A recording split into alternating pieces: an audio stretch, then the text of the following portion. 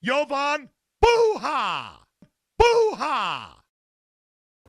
Yo, yo, I'm Jovan Buha, Lakers beat writer for The Athletic, and welcome to another Lakers postgame reaction show.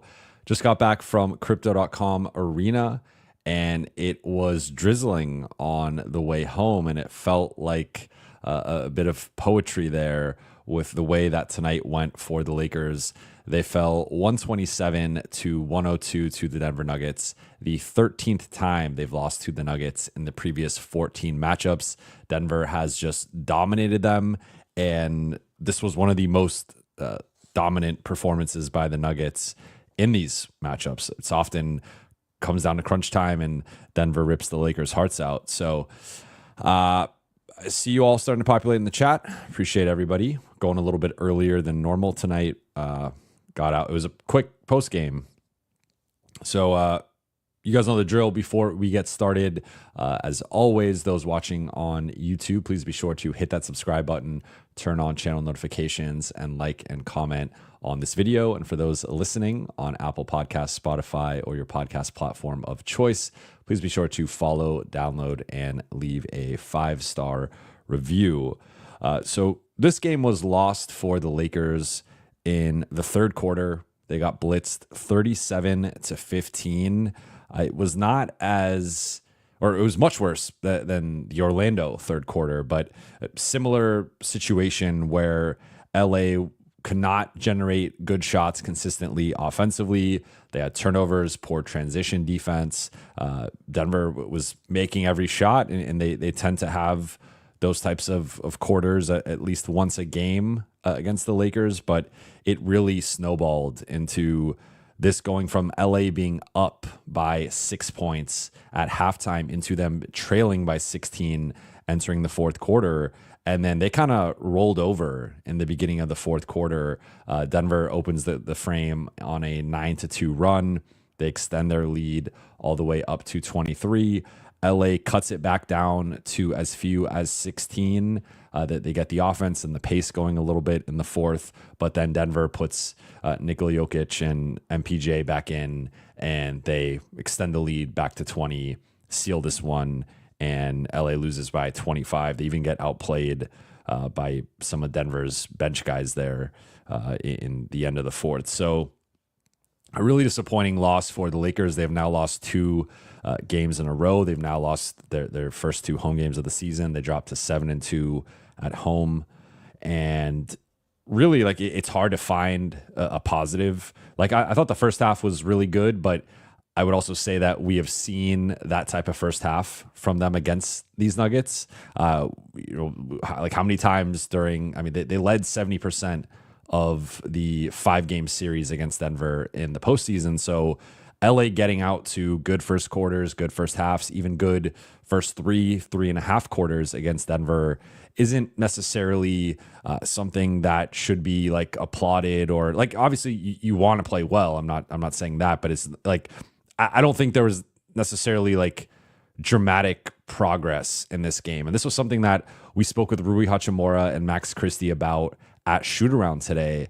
And both of them referenced that they had a team meeting before shoot around. They acknowledged the past with Denver and losing in back-to-back postseasons and sort of the streak that they've been on over this stretch here the last couple of years. But they also wanted to see like what this looked like from a measuring stick perspective. And if that's the case, the Lakers are very far from this Nuggets team. Denver didn't have Aaron Gordon, who, in my opinion, is their third best player and has killed the Lakers with offensive rebounds. They have that little set where he'll find, like, Aaron Gordon will be in the dunker spot and Jokic will get downhill and find him for a lob. That they've killed the Lakers on that set, usually a couple times a game in Lakers Nuggets games. So like, they were without a key starter, one of the few guys who, their best LeBron defender and a really integral part of their team. And of course, the Lakers still without Jackson Hayes, Jared Vanderbilt, Christian Wood, but that's not the same as missing Aaron Gordon. And for a compromised Denver team, or a Denver team missing a key starter, and also being on the second night of a back-to-back. That's the thing worth noting here too. Denver just played last night in a crunch time game, a heartbreaker for them, losing in Dallas. And so they had to go from Dallas to LA. It's relatively close by NBA standards, but that's not like an easy flight necessarily. And sure, they got in late last night or this morning. LA had the night off, or yesterday they were off, and they had a get what you need day, which seemed more like a practice. Max Christie referred to it as a practice. Some of the social clips they posted looked more like a practice than a get what you need day. So they had a practice / non-practice, whatever, yesterday. Then they have shoot around today. They're going over film. They're going over the game plan. And I think they did do, again, things fairly well in the first half. I'm going to pull up, let's see here if I can pull up the first half box score.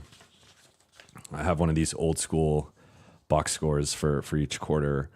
And so LA was up by 6, obviously.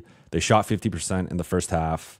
They tied Denver. Both teams had made 8 threes. They had gotten to the free throw line a little bit more. The rebounding battle was close, and LA had turned the ball over less than Denver, 7-10. But then when we flip that to the second half here, Denver outscores them by 31 in the second half. They shoot 68%. Lakers shoot 38%. Denver hits 3 more threes. They make 4 more free throws, attempt 6 more free throws, and dominate them 26-11 on the glass. This was the second straight game LA has lost the rebounding battle by double digits, which I think is telling of both the lack of size out there, the lack of compete, and also just these teams just overwhelming them and going on these runs. And then LA 8 turnovers, Denver at 7, so only a 1 turnover difference, but 31-point swing in that second half. So let's get into the 3 takeaways though from tonight's game. And takeaway number 1 for me is going to be time is a flat circle. And for those of you who are True Detective fans, you will get the reference from season 1. But we've seen this script so many times where, again, LA hangs with Denver. They make it competitive. They find a way to slow Jokic. They're defending the other guys. Jamal Murray didn't have he hit a couple shots, but didn't have a good first half.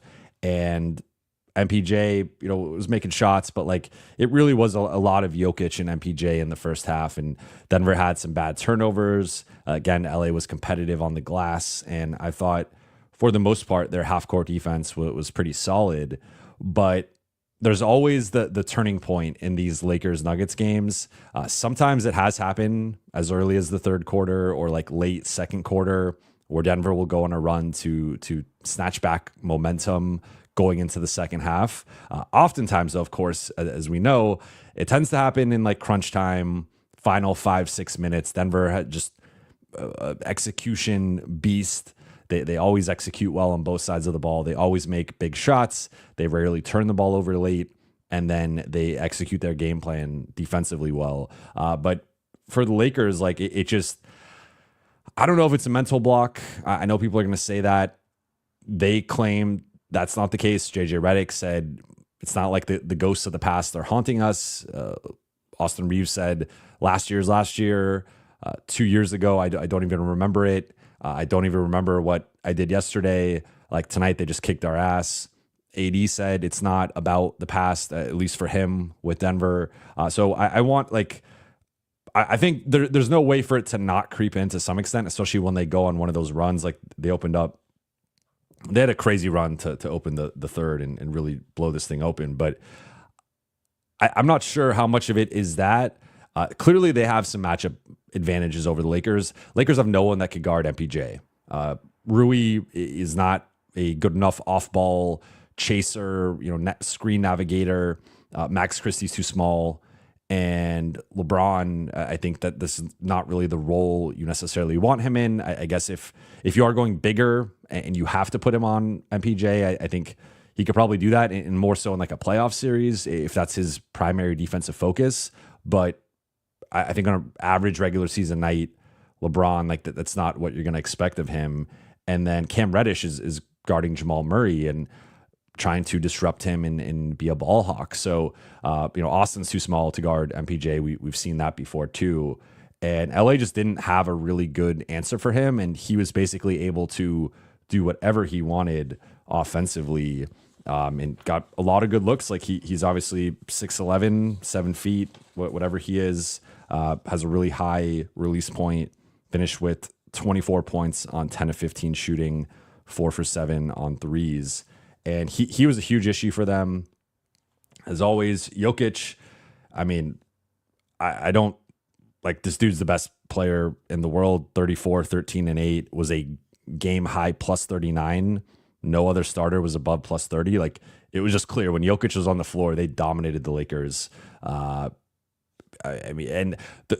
continues to just be a thing where I think AD has played progressively better against Jokic, not this game in particular, but Jokic is, I would say, probably the only big man in the world that when AD is playing his best, he still struggles to match him. And it's just like Jokic is always the best player on the floor. And again, I thought it was better in the 2024 playoffs. And there were some stretches AD outplayed him. But for the series entirety, Jokic was the best player. And that's just where, against most, I would say, arguably 29 other teams, or 28 if you're counting those two, AD is a matchup nightmare. He's the best big man on the floor, and he has an advantage. Not against Denver. And until LA can figure that out, because AD really struggled. I'm going to touch on him with my next takeaway. But we've seen this before. Jamal Murray didn't even have that good of a game. 14, 5 and 5, 5 of 12 shooting. Christian Brown killed them, especially in transition. He had 16 points, 7 of 7 shooting, hit a couple threes. Peyton Watson killed them with his size, his defensive playmaking. Russell Westbrook too, which was not, there was a stretch there where it was getting a little dicey, and it looked like Russell was on the floor beginning of the fourth when LA made that run, and he made, I think he had like a turnover, had like a bad shot, and it felt like Russ was letting the Lakers back into the game. Crowd was booing him multiple times, but he almost had a triple-double, 14 points, 7 rebounds, 11 assists, did have 3 turnovers, but after an 0-4 start, went 6 for 6 the rest of the game. So I guess I don't remember. I mean, I think he missed a free throw or something. But anyway, like, Denver basically won with like 6 guys contributing.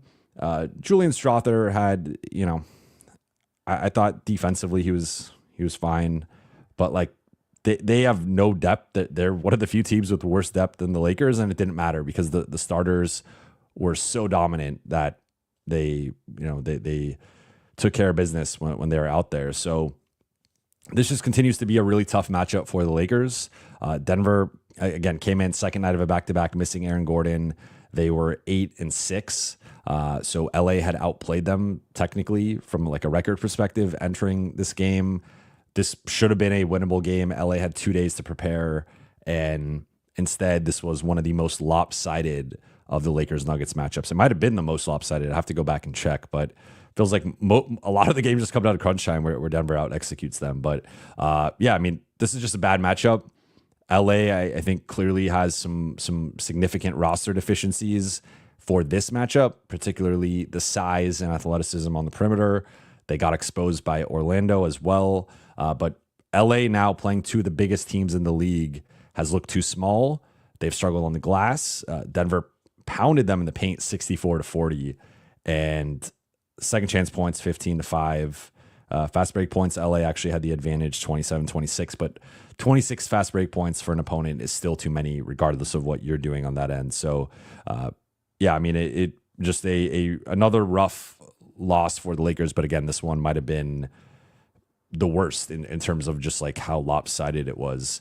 Takeaway number 2 for me is going to be Anthony Davis had an uncharacteristic off night. And this was one of those nights that, like, when people criticize AD, they point to nights like this. And to me, this was his worst. I mean, it has to be his worst offensive performance of the season. 14 points, 6 of 9 shooting. I mean, excuse me, 6 of 9. That would have been good. 6 of 19 shooting. So he missed 13 shots, 0 for 2 on threes. Was 2 for 3 from the free throw line. 10 rebounds, but he was at 9 for a while. So he got that 10th one late in the fourth.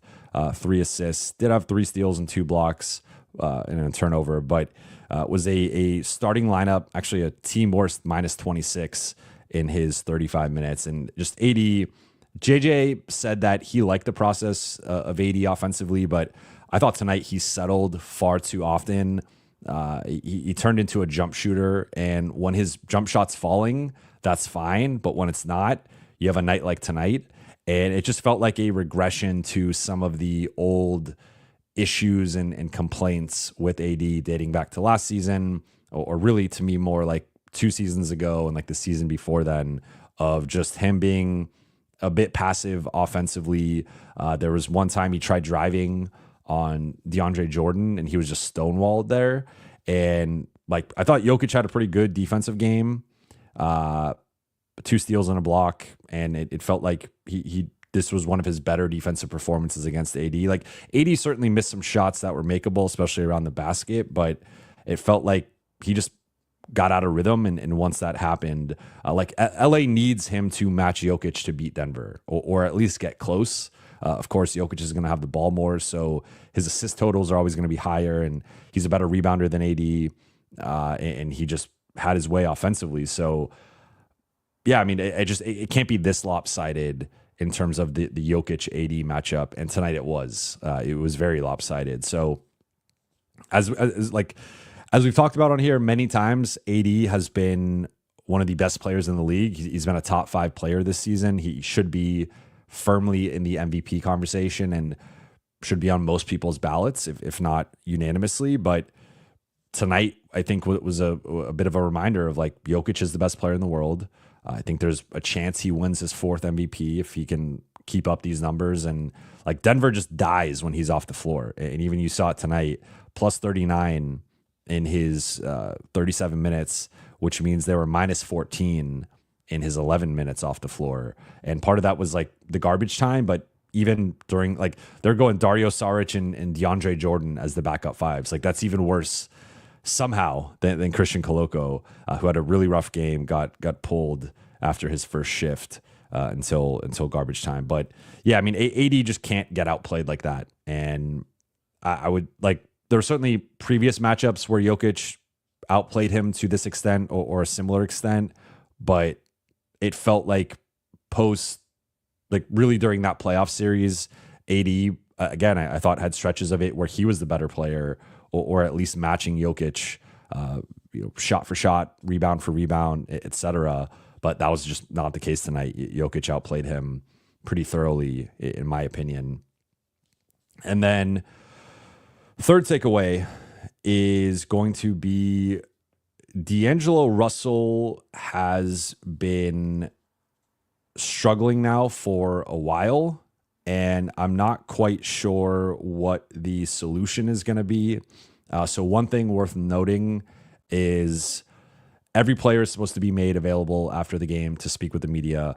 LeBron James and D'Angelo Russell both left the arena without speaking to reporters. We requested both of them, so they both declined.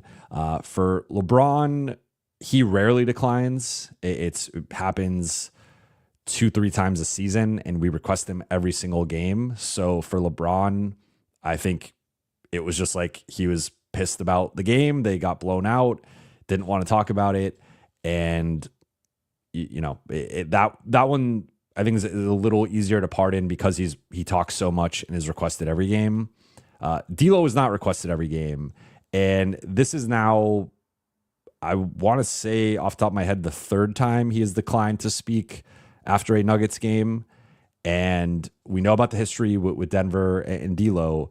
Tonight, 7 points on 2 for 9 shooting, 1 for 6 on threes, did have 5 assists. So he continues to contribute primarily as a playmaker with the second unit, getting Dalton going, getting Max Christie going, occasionally getting Coloco, getting LeBron going.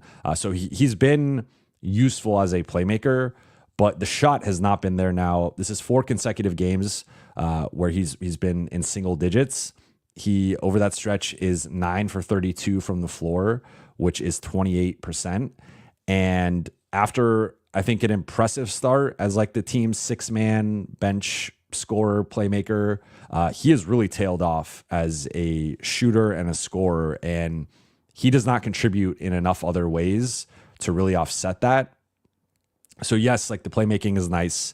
He was third on the team in assists behind LeBron and Austin, but when you factor in, I feel like there's been a drop off defensively. At times, he just looks like he's kind of coasting and checked out there. I'm not quite sure what. And what's funny is he's still in his 18 minutes. He was a 0 in the plus minus column. So it really was the starters or Dalton and Max in there, those like early shifts in the first and third quarters. So by no means am I putting this loss on D'Lo. I think it starts at the top with AD. LeBron had 6 turnovers, nearly matching his 7 assists. Far too many turnovers for LeBron. He was a bit passive at times. I actually thought Austin had a good game, 19 and 6, 7 to 13 from the floor.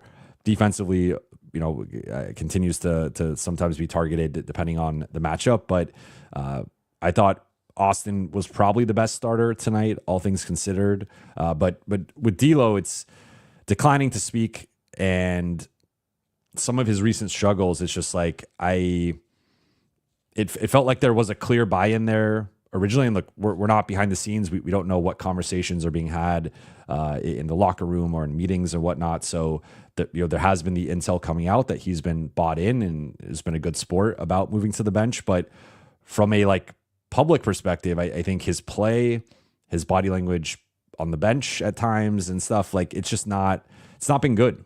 And I don't know, he again, after looked like they had unlocked him a bit by giving him more his own unit to run with AD, letting him take more shots, letting him be more involved in the offense. That has really tailed off here the last week and a half or so. And again, those last 4 games, all single digits. And it's not like he's still been getting, I think 3 of them, he was 8 or more shot attempts. So it wasn't like he's still been involved, but he's just not been shooting the ball well. And I think at times has just kind of looked out of place. And when you already have a guy like Gabe Vincent, who finally hit some shots, hit a shot when he came in the second quarter. LA went with a 10-man rotation tonight. Didn't really do much else until garbage time, but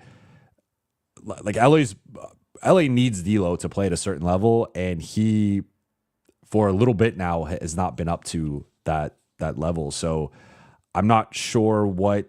I don't think it's reinserting him into the starting lineup, but I don't know if they reduce. Already tonight, he only played 18 minutes compared to Dalton played 28. So it seems like Dalton is going to be more of that 6-man that JJ was talking about, and that he wants, even with Dalton now coming off the bench. So that was the other thing that I should have mentioned at some point. LA went back to the original starting lineup of AD, LeBron, Rui, Cam, and Austin. Dalton moved to the bench. Dalton didn't have a good game, missed some good looks offensively from deep, but 9 points, 5 rebounds. He's a rookie. I think there's going to be some ebbs and flows to his game. I think he still played with the right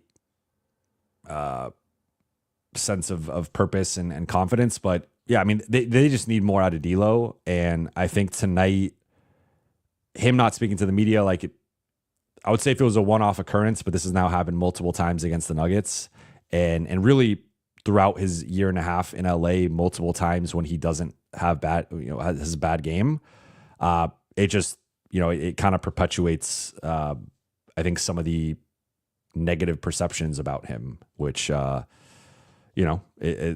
if he doesn't care, then he doesn't care, right? But I think tonight would have been a good night to talk and kind of face the music with his game and just his struggles against Denver in general. But so that are my 3 takeaways. Let's get into some of your questions. I see there have been a lot going on here, and I see Daily Meditations is back, so I'm sure I know what he's talking about, but let's get into it. Gabriel, thank you for the super chat. Trade for Mark Williams. He can probably be signed to a friendly deal because of the injuries, but he's better than the other current trade options. They shouldn't trade a first for a backup big, in my opinion. So I agree with you with the second point, and talking it out with some more people today.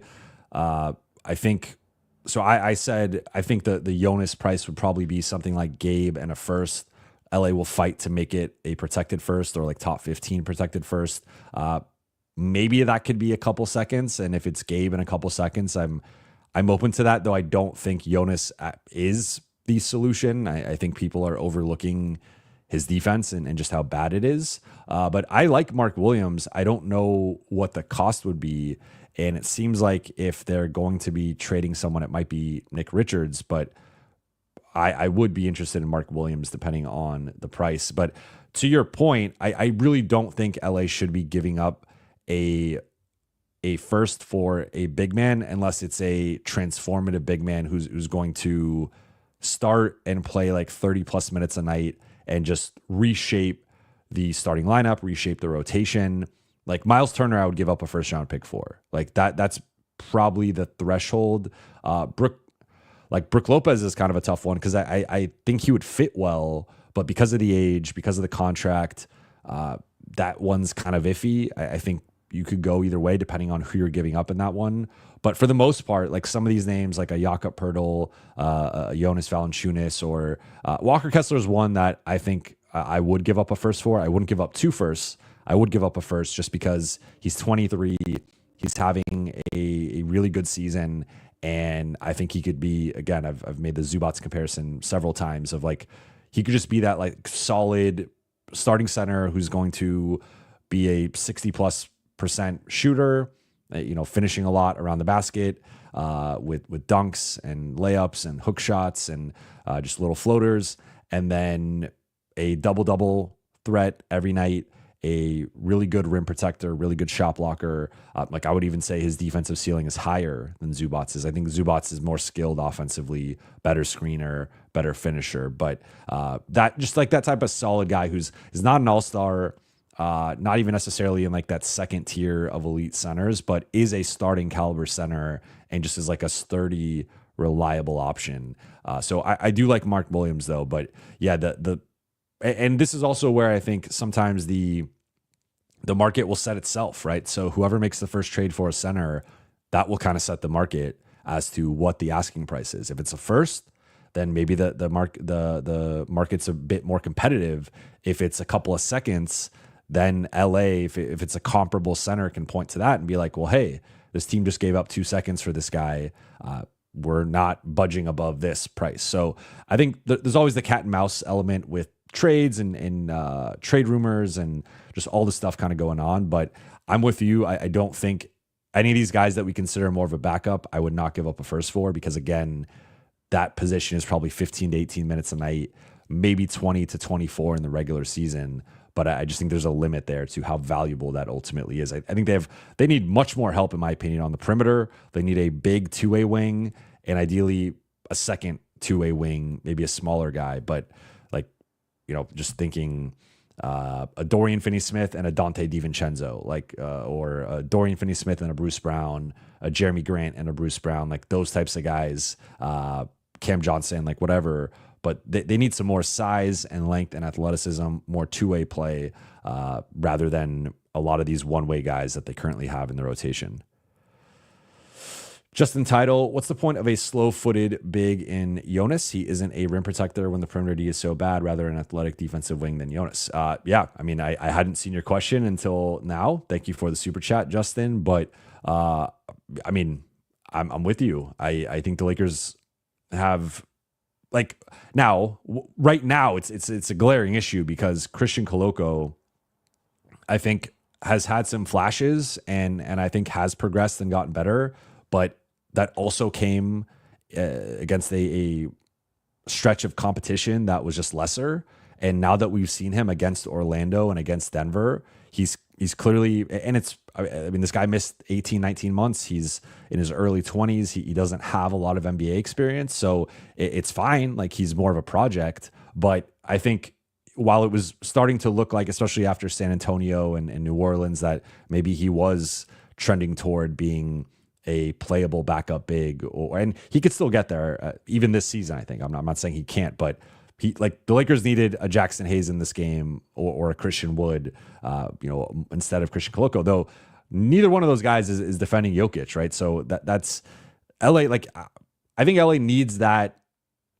Again, LA needs a backup infusion and ideally a better backup than Jackson Hayes and Christian Wood. I've never disagreed with that. I just also think that the lack of two-way wings is what is really where these lineups crumble, because in the playoffs and in high stakes moments, AD is going to be playing 38 plus minutes. You just need to not get killed in that 8 to 10 minutes he's off the floor. But it's the other positions where they're getting killed on either one, either side of the floor, where teams aren't guarding Cam Reddish, or teams are attacking Dalton Connect or D'Angelo Russell, or even Austin Reeves or Rui. Like, all those guys can be attacked. So it's like they need to figure that out. But to me, I the more I watch this team, like, they certainly have several holes, but I think at least two more two-way wings into the rotation. And look, maybe Vando solves some of that if he comes back at some point. Who knows, right? I'm not even going to speculate on what could be going on with that, but Vando could help, but that's still more of a defensive-minded wing. Like, I think it's an upgrade over Cam, but it doesn't solve the two-way concerns. So I think LA still has some serious concerns with that. Matthew, thank you for the super chat. Do you see Max eventually overtaking Cam in the starting lineup? I'm also wondering if Gabe eating 17 churros at Disneyland has been the main reason he's only focused on cardio during games, with the shrug emoji. So I cannot confirm that Gabe did that. So I know you're speaking to jest here. I thought Gabe had a good opening shift. He comes in, he gets the ball swung to him on the weak side. He drives with purpose into the paint. It's a driving kick to D'Lo in the corner. It's the 1-3 that D'Lo made right in front of the Lakers bench. Then the next possession, he gets the ball again on the weak side. He attacks a closeout, pump fakes, MPJ jumps up, and then he waits for him to kind of jump out of the way. And then he hits a fadeaway jumper kind of around the left elbow area. I think he was a little bit in the paint. But immediately, Gabe Vincent comes in, 5-0 run. And he also had I think he had a block on, or he had a nice contest on a Russ drive. And it was like, all of a sudden, Gabe has this infusion of energy, and then it doesn't last. And like, he's just too small. And that's just what it comes down to, especially with the Lakers switching scheme. I thought tonight, another thing worth noting is, like, they were giving up switches too easily again. And that continues to be a problem for them. I think it's something they really need to shore up on the defensive end, because there was times where Austin Reeves was switched on to Jokic, and that just led to either Jokic getting an easy basket or LA having to overcompensate and overhelp, and then that leading to cuts along the baseline or kick out threes. So I think LA needs to work on the switching part of their scheme and really being more selective, I think, with that. But to your point, Gabe had a flash there of a really impactful, like, minute, and then it just kind of went back to more of the same. And then I know he hit a shot or two in, like, garbage time, but I don't really consider that a contribution. And then Max versus Cam, I mean, from a minutes perspective, they've been pretty close. Like, tonight, Cam played 20 minutes, Max played 16, actually 17. I know part of that was garbage time, and so I think Max was actually more at, like, 11 minutes during the competitive portion of the game. So there's still a bit of a gap there, but I would say I still think Cam has been better than Max on, like, the overall view of the season. So I think it's going to take a little bit more time for Max to pass Cam in the pecking order. I wouldn't be surprised by it, but I think the one thing that those, like, the one thing that will remain in Cam's favor is he's just a good, like, 2 inches bigger than Max, and that doesn't sound like much, but with his athleticism and his wingspan and just his size, I think he can guard bigger wings in a way that Max can't. And I also think he could bother smaller ball handlers in a way that Max can't consistently. So while Max is a really good technical defender, and I think there are certain matchups he's really good, if you have a size advantage over him or a strength advantage over him, you can go through him. and you could also shoot over him as MPJ was doing. So I like Max against smaller guys. I think he's more of a point of attack guy. So in my opinion, and also could be a chaser against like I thought last year he defended Dante DiVincenzo really well, and like like a Kevin Herter or someone like that. I think he's good at like chasing guys around screens, and he does this weird stuff where sometimes he'll like pivot and try and spin off of a screen, and sometimes that doesn't work. But I like Max in that chaser role against certain guys, but I still think Cam is slightly ahead, at least for now. Rusty Ocean, thank you for the super chat. When is Rob going to be pressured to make a move? Well, I've been saying again, I think the Lakers hit the 30-game mark the game before January 1st. They play December 31st. I think they host Cleveland, I want to say. Don't hold me to that. But the 31st game of the season is the next game, the first game of January. And I think that, depending on where they're at, that is when there could be potentially some feet held to the fire. But the truth is, if the Lakers continue to like, their schedule next week is brutal. They play Phoenix on Tuesday, San Antonio Wednesday, back to back right before Thanksgiving. Then they have Thanksgiving presumably in LA or with their families, whatever. But then they play OKC on Friday. Then they go to Utah for the front end of a back-to-back of a Utah-Minnesota back-to-back Sunday, Monday. Then they also have, I think it's Miami and then Atlanta. It's like a 4-game trip. But that's Atlanta has been probably a little better than expected. Miami has started to play a little better. Minnesota is always a tough game for LA, and even Utah has been feisty at home, especially against the Lakers in the past couple of years. So like this upcoming stretch, if LA is not careful, like remember I talked about these 5 games of Orlando, Denver, Phoenix, San Antonio, OKC. Like how are they going to fare against better competition?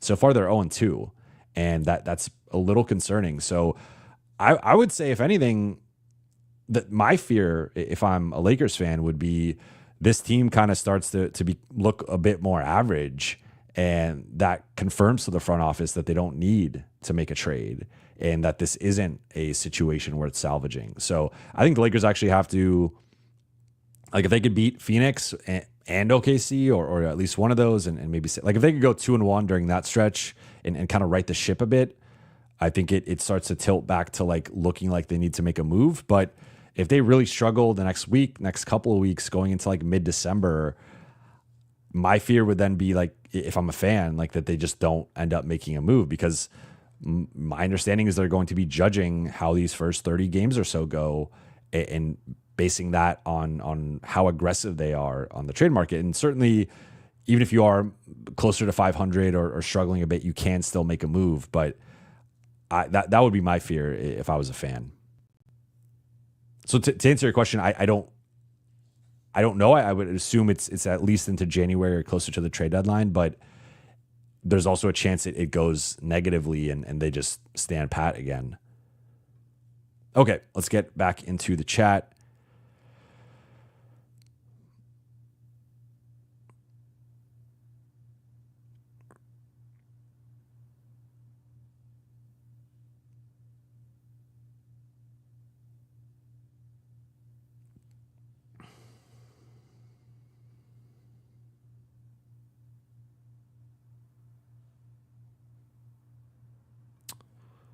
Jeremy Jaswinski, think of this. We don't even go 5 deep on our roster, and Golden State is 12 deep.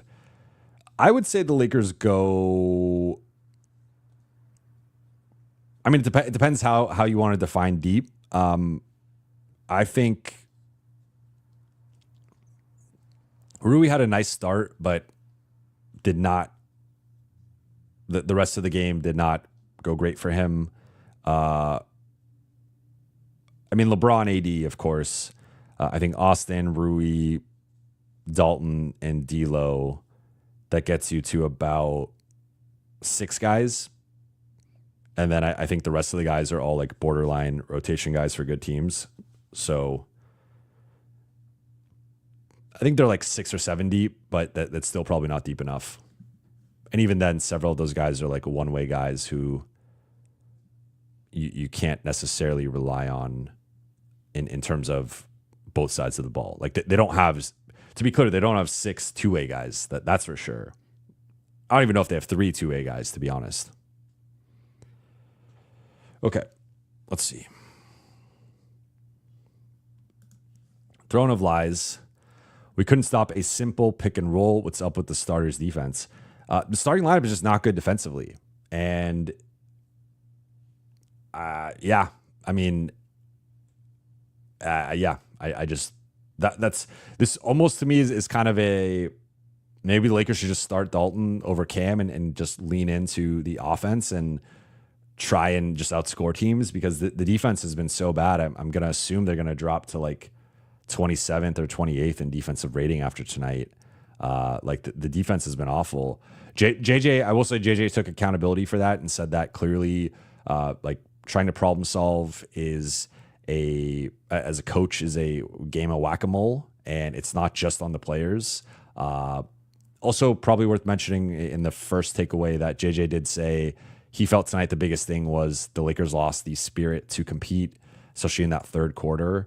And that to him was like the biggest thing, is like essentially that they gave up. And I like that he kind of called them out that way. He didn't specifically call out any particular players. He said he's going to handle it internally in terms of how he sort of talks to them and deals with that. But I like, because that's what it looked like, right? Like the second Denver punched them in the mouth to start the third, they just folded. And then they tried to make like a little run there late in the third, and then Denver punched them in the mouth again in the fourth, and then the game was over.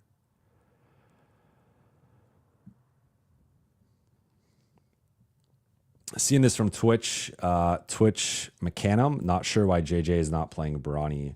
Well, Bronny is, let me double check that he's still, okay. Yeah, Bronny's on the injury report. Bronny's out right now. He's dealing with a left heel contusion. So Bronny was not even available for this game. He's been in street clothes sitting behind the bench.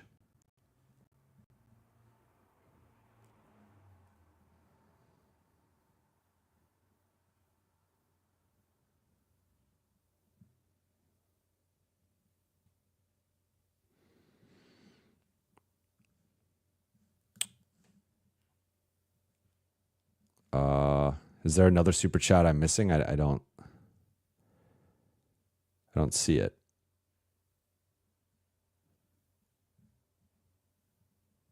Okay. Nick T, JaVale McGee available? Yeah, but I don't think he's an NBA caliber player anymore.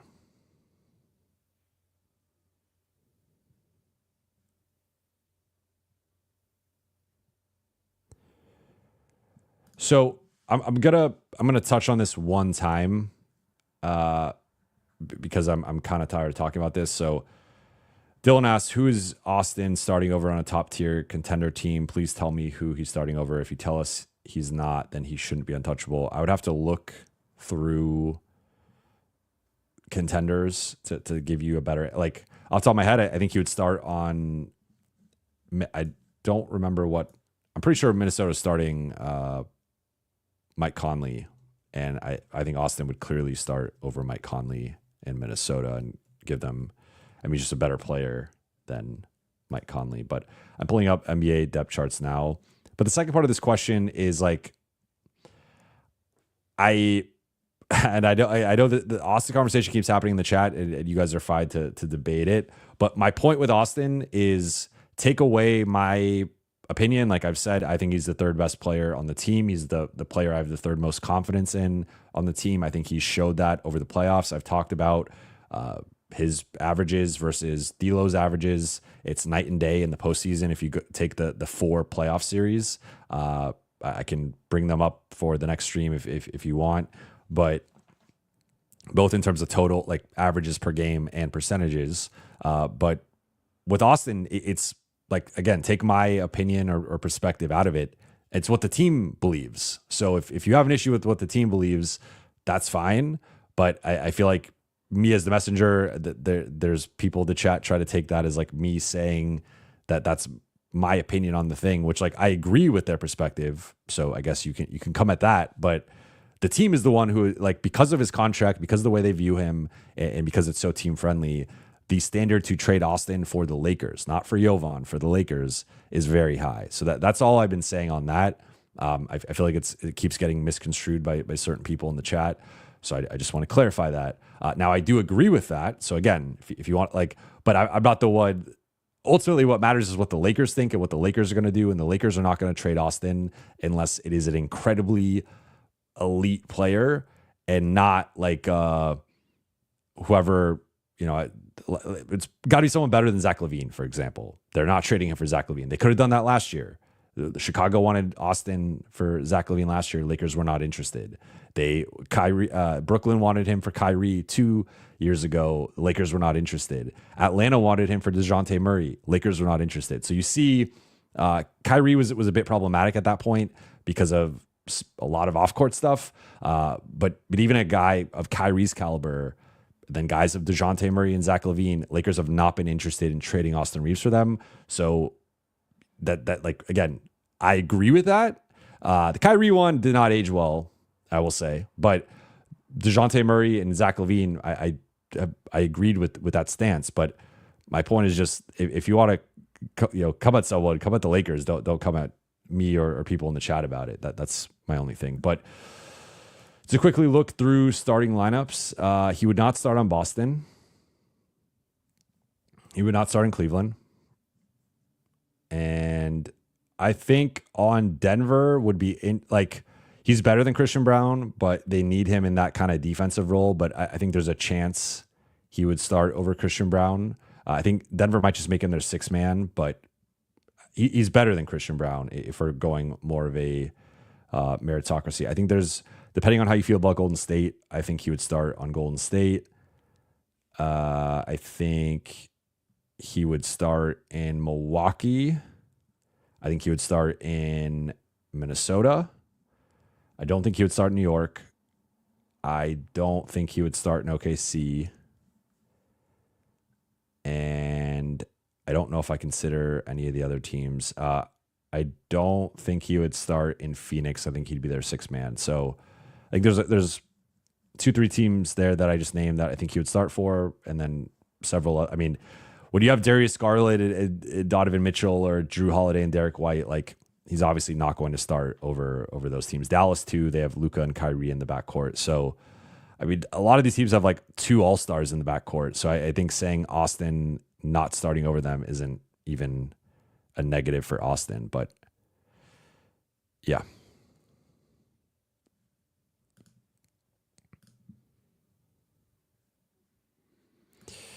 Nick T, what's the deal with Christian Wood?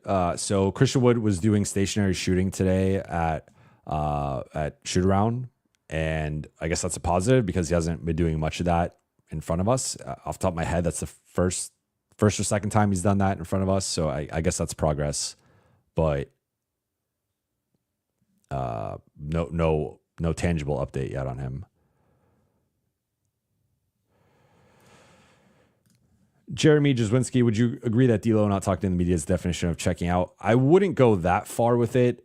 I think it's a little bit of ducking the smoke and not answering tough questions. And when he has not played well, has tended to want to avoid that. And then he's come into the last 2 seasons saying things are different, and he's ready to kind of address when he's not playing well, and that he has a different spirit or energy or whatever. And then I feel like that stuff is kind of fizzled out. So I wouldn't quite say he's checked out. I think that there's been stretches of games he's looked like he's checked out, but I don't think he's checked out because, again, I think he's still helping as a playmaker, but for whatever reason, his shot hasn't been there.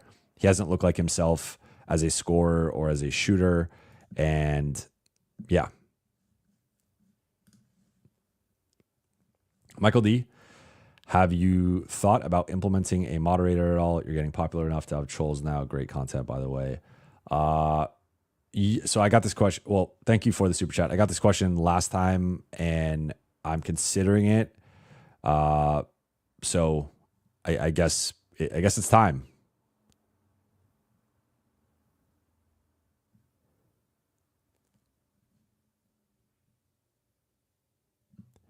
Now I'm getting Brawny trolls. I said Brawny's injured, so I don't think he would be playing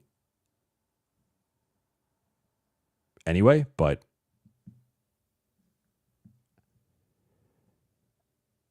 and yeah, I mean, I would say the other thing too about Austin is like for even when Austin has his off nights, I think there are bigger problems on the Lakers than just Austin. And again, he's not making enough money where it's like really like think about this. Austin Reeves is making like $1.5 million more than Gabe Vincent. There's a much bigger gap between those two than $1.5 million. And that obviously says more about Gabe and his struggles, but still at that time, that was how they were valued, and whatever.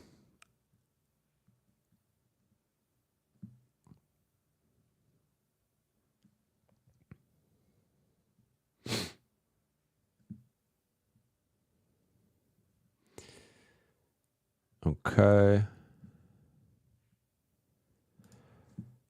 Arar Obscena. Jovan, do you think Dante is a perfect fit for the Lakers? Yes, I think Dante DiVincenzo would be a great fit for the Lakers.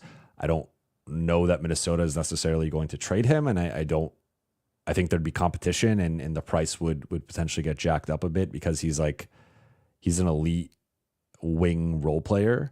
But if the Lakers could get it, especially if it's just the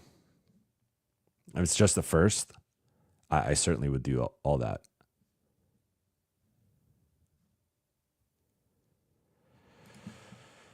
Ridiculous. Jovan, any details with LeBron not talking to me after the game? That's rare form from him. No, was he just generally dejected or something specific? I think he was frustrated with the loss and the manner of the loss. As I said earlier, when I touched on it, LeBron will have like 2 to 4 nights a year that he declines to speak. Typically, it's either in a blowout loss like this, or sometimes even in like a blowout win. Maybe they beat in the past, like they beat Detroit by 30 or something, and it's just like, hey, tonight, it's so obvious what some of the talking points are, or like there isn't much worth talking about, so I'm just going to take the night off, and that's fine. But so I wouldn't read too much into LeBron. I mean, I think he was just frustrated. I'm sure he'll probably talk at practice Monday. So I wouldn't read too much into it. I think that the D'Lo one is a little bit more worthy of reading into because he's now declined to speak after multiple Denver games.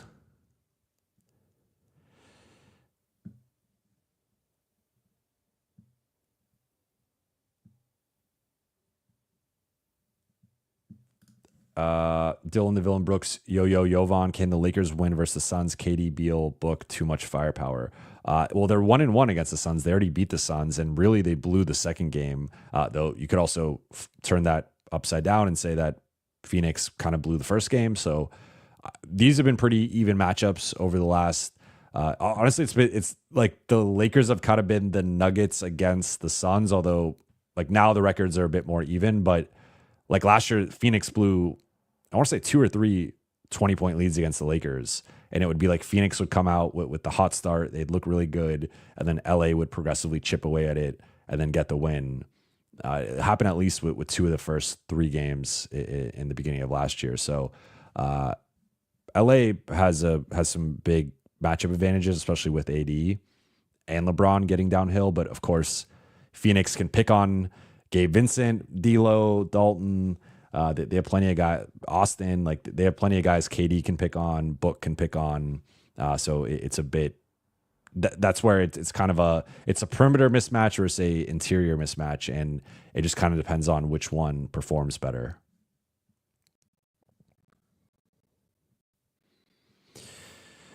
Plain Pat 241. Jovan, can you ask the coaching staff why they haven't called out everyone when they don't play bad? I see JJ calls out D'Lo and Christie sometimes.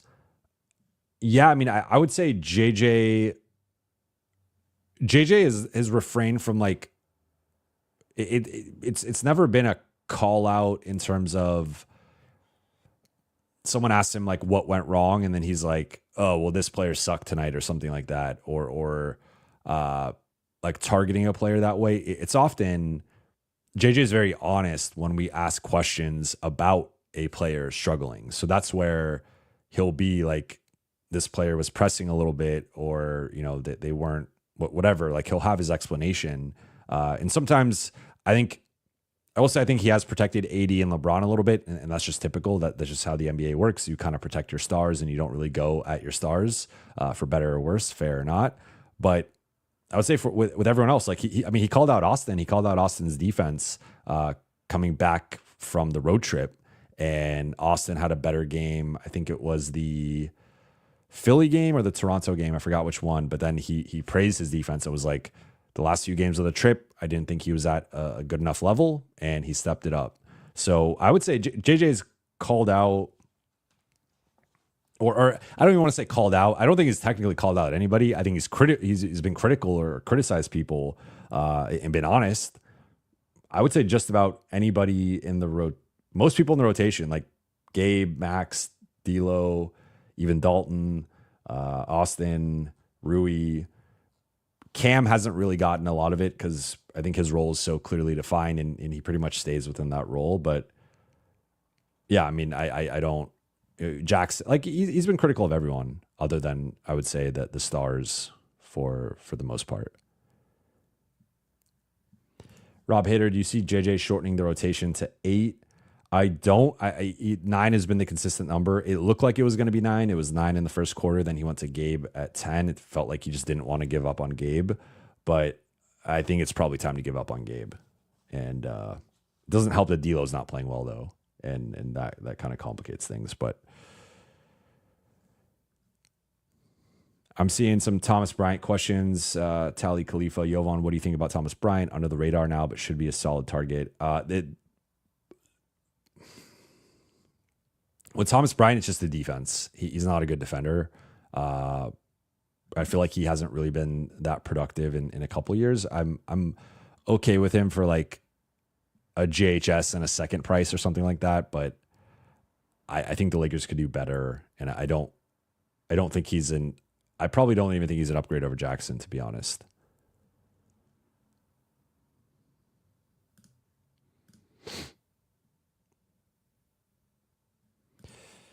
Dark Galaxy, Jovan, do you think the Nets would accept a deal centered around 2 first-round picks for Dennis, Cam Johnson, and DFS? Probably. I think that's probably how they would value them. I do think it's kind of a lot. Like, individually, you could kind of you could talk me into it. I don't know. That's an interesting one. You got to match salary, of course, and you probably got to send out at least 3 guys. So my guess would be something like D'Lo, Gabe, JHS, and then maybe, but again, you gotta. I don't know the matching salary off the top of my head. I'd really, if I'm the Lakers, I really fight to protect one of those picks. OG Meatwad, I've seen JJ call out Braun after he hit a 3. Yeah, I mean, he's called him out on the floor. Like, so I guess I was more so saying JJ calling guys out in the media or criticizing them. But in terms of games and practices, he calls out everybody. Yeah.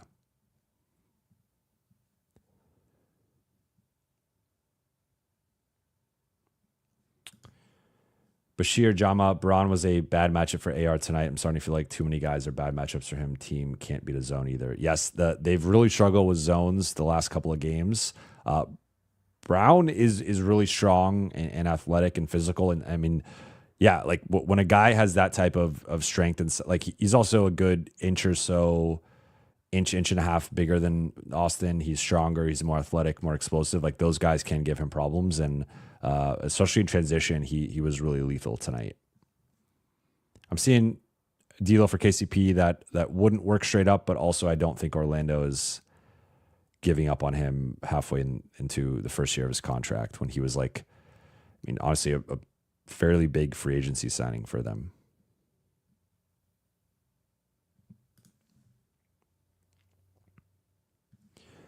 Corey B. Jovan, do you think that LeBron will have a big game points wise since they're blown out tonight? So you're talking in the Phoenix game, I'm assuming. It is an NBA Cup game, and LA tends to play better in the NBA Cup. So maybe. I mean, I think LeBron and AD will bounce back and both have like 25 plus points against Phoenix. Also, Phoenix can't guard them, so that helps things.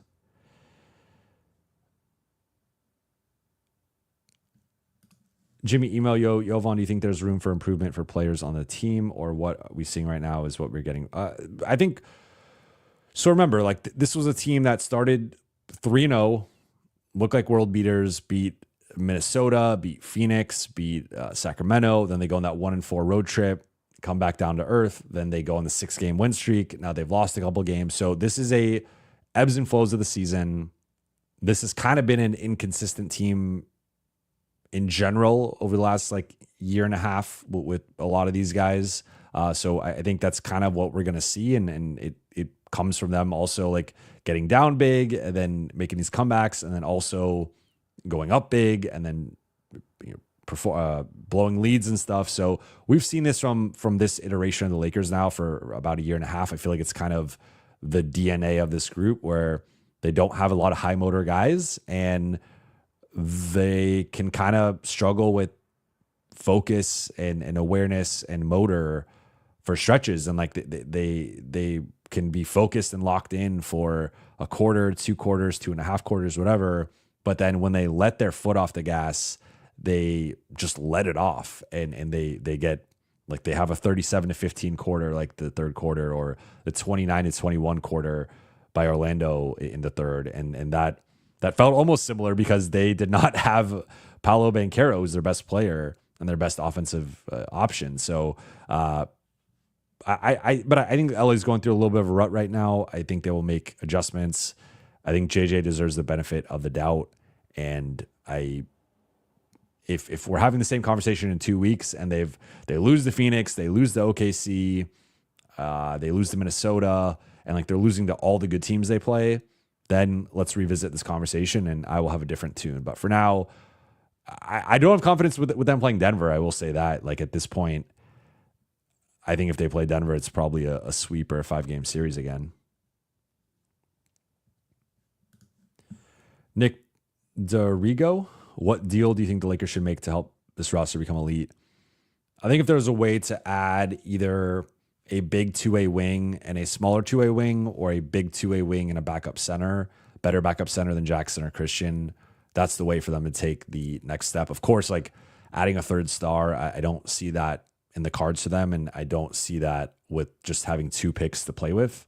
Like any of the legit third stars that would raise their ceiling, I don't see them just being available for 2 picks. So I don't see that, but I think just better 2-way players that check multiple boxes of like shooting, defense, size, athleticism. Those guys are hard to find. Those guys are expensive. So I think it's gonna be hard to check all the boxes of what they need. I think ideally, like they restructure my ideal version of this team would be something like AD, LeBron, big 2-way wing, small 2-way wing, Austin, and then the bench is like Dalton, better backup 5, either Cam or Max, and maybe just Cam and Max as like 8 and 9. And that to me, or like I'm assuming if you're getting 3 extra players, you're probably giving up Gabe, D'Lo, Rui, or Gabe, D'Lo, Vando. So maybe Rui is there, like Dalton, Rui, better backup 5, and then Cam or Max is like the 9th guy. I like that lineup a lot more. They are then thin and like ball handling and backup point guard if you're trading both D'Lo and Gabe, but I think you can get by with LeBron and Austin. I don't think that's an issue. And at that point, you have multiple, at least 2-way wings in the starting lineup, but you can kind of stagger those guys, play them with Cam or Max and or again Vando if you keep him. So that's kind of my ideal version of this group. Ben C, Nets and Jazz seem to have our realistic targets: Sexton, Schroeder, DFS, Dennis Smith Jr., Kessler, Claxton. Yeah, I would say Nets and Jazz, Blazers and Raptors are probably like the 4 teams that if I had to bet, you throw Washington in there. Those are like the 5 teams that I think if LA makes a trade, it's probably with one or multiple of those teams. Jalen Farrell, have you seen this type of dominance with other teams you've seen where one team just had the mental advantage over the other? Yes, what comes to mind is when I used to cover the Clippers, the Clippers Warriors matchups, where after the Clippers beat them in the 2014 first round, the next season was when Golden State really broke out. They won 67 games, won the title. And then from that point on, they just dominated the Clippers, obliterated them. At best, it would be like 3-1 in the season series. But they I don't know if they had a stretch quite like 13 and 14. Like that is pretty rare. It tends to happen with like really good, like I think the Spurs had some crazy streak over the Raptors or something. Like it tends to happen with like good franchises and bad franchises, which is kind of weird with this when you have 2 teams that met in the conference finals 2 playoffs ago.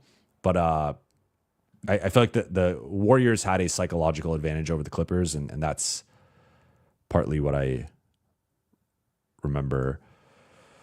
Bouchon. Bouchon. Jovan, what do you think of Cam defending KD in the Suns matchup? I would assume the matchups are Cam on KD. I don't even remember I don't know. Is Beal playing? Is Nurkic playing? I know Phoenix is banged up, but AD, Nurkic, probably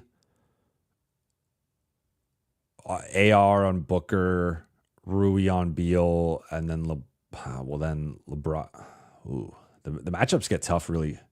I guess LeBron on Beal, maybe AR on Tyus. No, Rui on Tyus.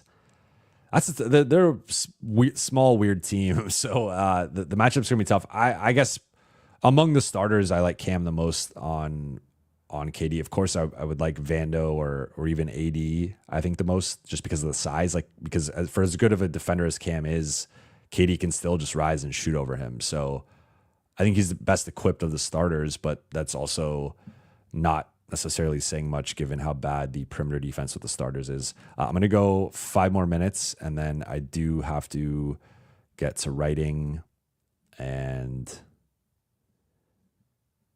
finish writing.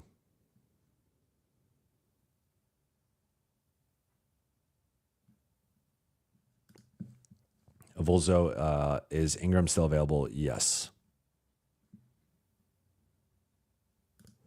BC, wish the game could have at least been earlier. It's 3:15 here on the East Coast. I appreciate you rocking with me. Late night gang. You guys are the best. Izzy, we need young athleticism. Could not agree more. Ben C, the Lakers don't have dogs. Could not agree more with that either. Will Marie Lopez, Jovan with Dalton Connect making a strong case for increased playing time. Do you think the Lakers would consider starting him over Rui Hachimura? What would be the key factors in that decision? Yes, I know they were considering it, but they ultimately gave Rui his starting spot back. I think that the key factor is going to be defense and rebounding. I think Dalton, he actually out-rebounded. He did play. So look, I mean, and I think he was out there in garbage time, if I'm not mistaken. Although, actually, no, I don't think he was out there in garbage time. Dalton played 28 minutes tonight. Rui played less than 23. So Dalton played almost 6 more minutes than Rui. And Rui had 10 points, 2 rebounds, 3 assists. Dalton had 9 points, 5 rebounds, 1 assist. So Dalton out-rebounded him. I still think Rui's better defensively. That's not necessarily saying much, but I would say I think the rebounding and the size and the defense are what is keeping Rui in the starting lineup for now. But if he goes back to kind of playing the way he was pre-injury, which tonight was kind of in between, I guess probably closer to that version, I think if that sustains, eventually Dalton will take the starting spot.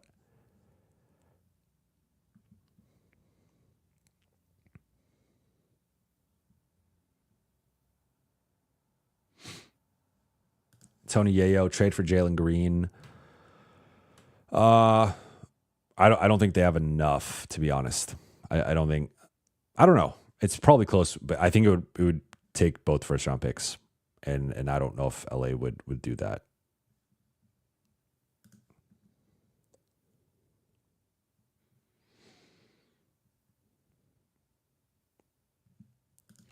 Ben C, CBA experts got to chime in because trades don't work how they used to. I mean, yeah, with all the trades, I'm kind of taking them at face value. Some of them don't work. I assume, or I hope that if you guys are submitting trades, you have tried them out in the trade machine.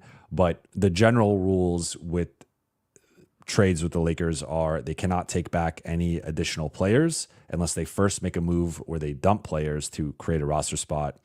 They also cannot take back more money in a trade.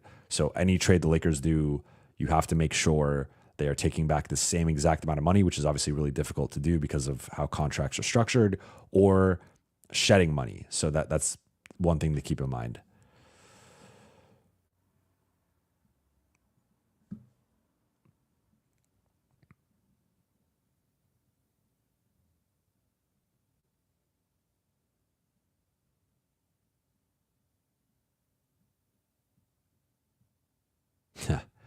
Jay, Jovan, you need to go 2.5 hours. I would under different circumstances, but I have to write tonight, and I'm also going to see my son in the morning. So that is going to take precedent over this. But I still love you guys, and I hope you still love me. You can't see this. Thank you for the super chat. Is Anthony Davis 100% healthy? He looks 80%. Well, no, he's not 100% healthy. He's still dealing with the plantar fasciitis. I don't know why it's such a hard word for me to say. So no, I think AD has been a bit compromised by that. Sorry guys, I'm trying to. I need to get the. I need to get a moderator. I'm seeing in the chat the spamming, but Mihailo, Jovan, you look cooked just like AD. Thank you, I guess. Yeah.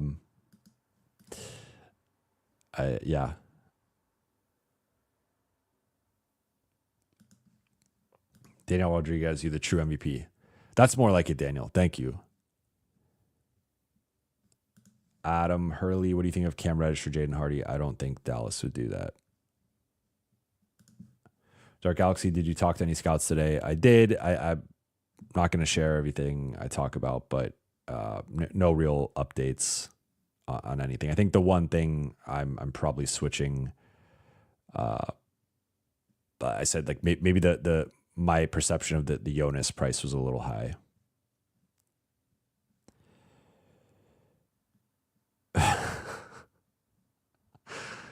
Some of these comments are hilarious.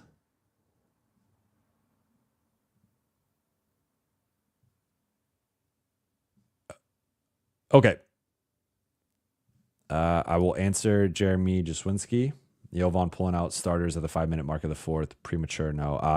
I would say under certain circumstances, yes. I would not say under these. Like the Lakers were just not playing competitively for most of the second half. And this also might have been where some of the history came in, where it was just like they're not making a comeback against Denver. So I see you guys offering to mod. I appreciate it. You can't see this. I'll moderate for free. We love you, JB. Appreciate that. I will have to figure that out maybe next. Jeremy's saying it as well. Next stream. Also, for those who are not on the previous stream, Friday, let me know what you guys think about my mic. I'm testing out this mic. I have it for a month. It's the same mic I tested out in like August for like one episode, but I messed with the audio settings too much and it wasn't quite what I wanted. I'm still messing with this one a bit to try and figure out how I want it to sound, but let me know. BC is saying I'll be a mod. Thank you, BC. Dylan the Villain Brooks. People saying the mic sounds good. Mic sounds great. Okay, cool.